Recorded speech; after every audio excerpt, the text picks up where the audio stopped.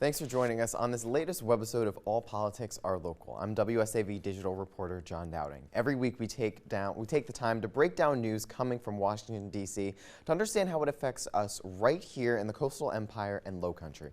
Let's get started. As of right now, the Iowa Democratic Party says former Mayor Pete Buttigieg is leading the Iowa caucuses. But the battle in the Hawkeye state may not be over just yet. Democratic candidates have until 1 p.m. Eastern Time Monday to call for a recanvass or recount. Former Mayor Pete Buttigieg will claim 14 delegates in Iowa. Senator Bernie Sanders is in second place with 12 delegates. And the Sanders team says Iowa is still in play, and they're set to fight for the results. It was a disgrace to the good people of Iowa who take their responsibilities in the caucuses very seriously. They screwed it up badly.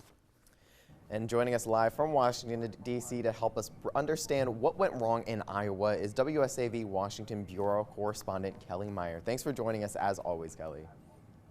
Thanks for having me, John. Of course. All right, so let's just ask with this. Let's start with this, actually. What went wrong? What went wrong in Iowa? Because I remember that night I was watching NBC News Now, and they were saying, you know, around 10 o'clock at night, 4 years ago in 2016, they were like, we had 85% of the results in, and at 10 o'clock on last Monday night, they had none of them in. So what went wrong?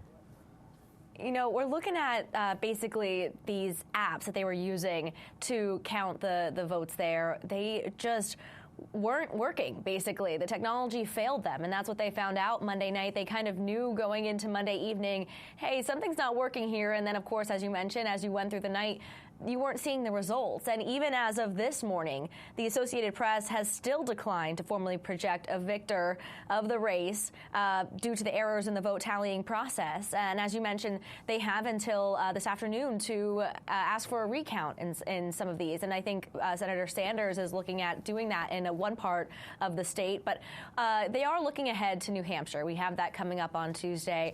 They're trying to kind of leave Iowa in the past. You saw some of them leaving Iowa last week and saying, well, we're not sure who won here, but we got to get to the next step. And then they just took off and went on to New Hampshire. So they're hoping they could redeem themselves there. And I think the Democratic Party is also hoping they can redeem themselves in this first in the nation primary happening tomorrow. Yeah, definitely a huge amount of candidates were running practically to to New Hampshire after Iowa. Right. Because that's, like you said, it's the next big primary. So, you know, what are these initial results that we're seeing in Iowa? What does that mean for, you know, what we could see tomorrow night in New Hampshire? Because Pete Buttigieg led, Right. and a lot of people were surprised by that.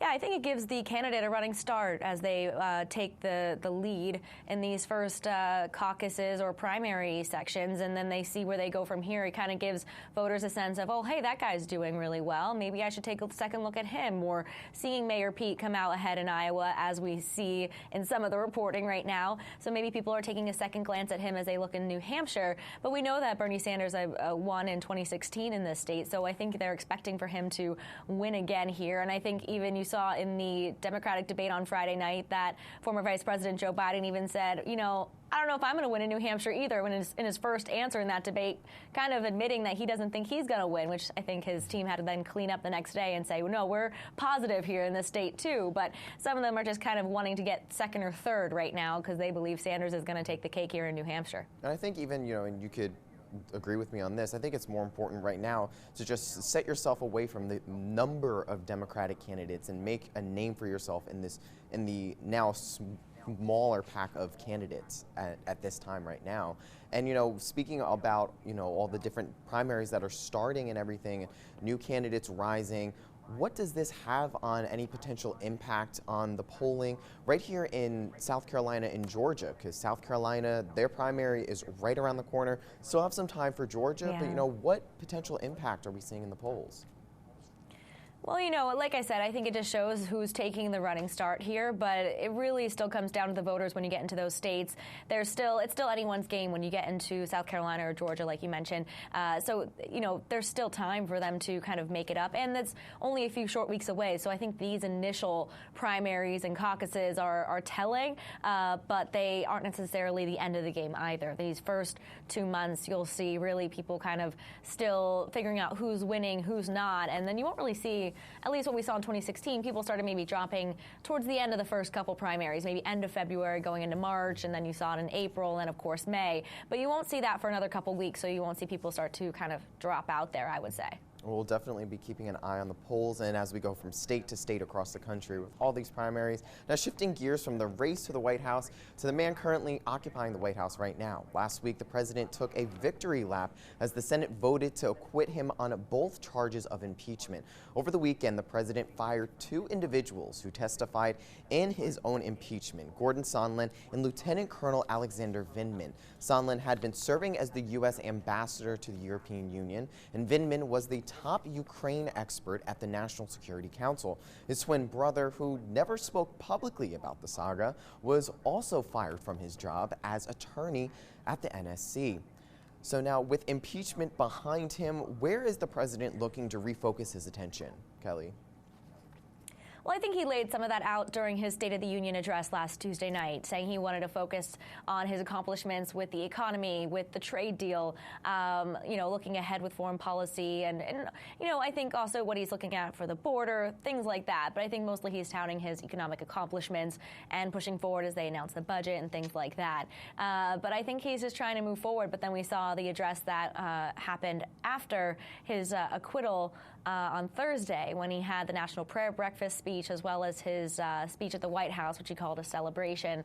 I caught up with some of the members of Congress following that and wanted to hear what Congressman Buddy Carter had to say about the president going through this. And I think we have that sound here.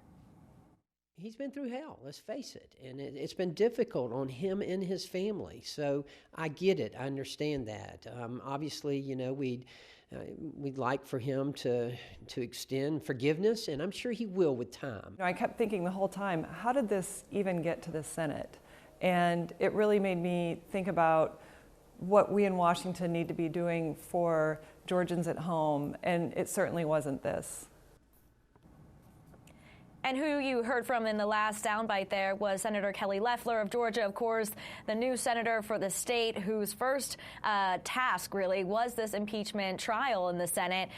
So I saw her inside the chamber there taking notes and listening in, but of course was, hearing the case coming over from the House, as you saw in that interview there, that she wasn't confident that there was anything there that the president was guilty of. And of course, as you saw how she voted in this, the vote on Wednesday, voting to acquit him, which he was in the end.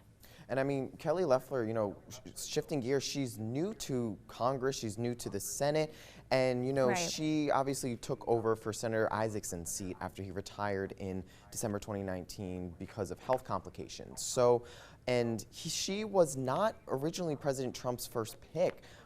Governor Kemp chose her against his recommendation, but the president actually took time to personally acknowledge and thank her in his speech, his victory lap, so to speak, the day after he was acquitted. So what may his growing support or the signs of support for Senator Loeffler have for her chances of being elected in November, especially when she may be facing a challenge from another another advocate for the president, Representative Collins?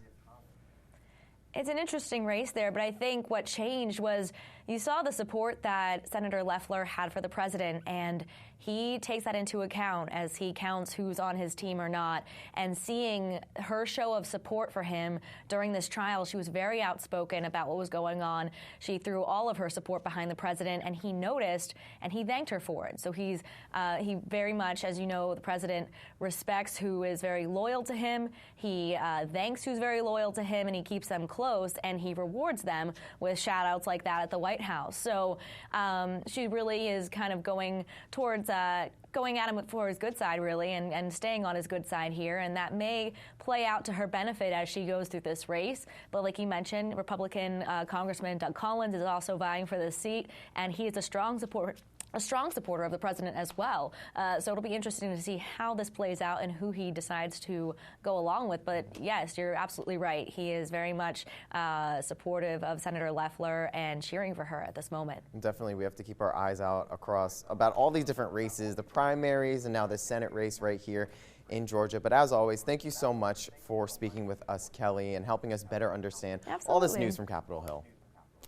Thank you, John. It's always a pleasure. Of course. And you can see more of Kellie's stories on our website at wsav.com/Washington. News 3 is your local election headquarters, so make sure to stick with News 3 on air and online for the very latest. Thank you for watching. I'm John Dowding. We'll see you again next week on All Politics Are Local.